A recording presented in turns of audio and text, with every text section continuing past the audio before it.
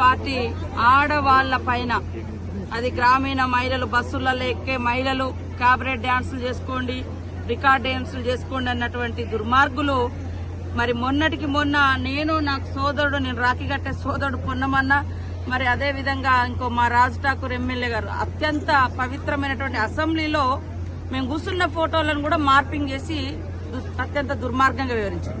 నిన్న మా జిల్లా సోదరిమణి కొండా సురేఖ మంత్రి గారు అక్కడ ఒక ఎంపీ గారు మెడలో ఆమెకు దండేసిండు, చేనేత నూలు దండేసిండు.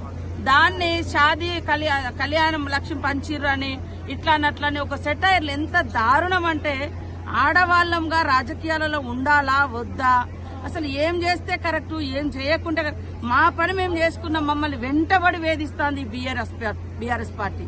అరే మీ ఇళ్లలో ఆడకూతురు లేరా? ఇంత దుర్మార్గంగానా? నిన్న మొన్న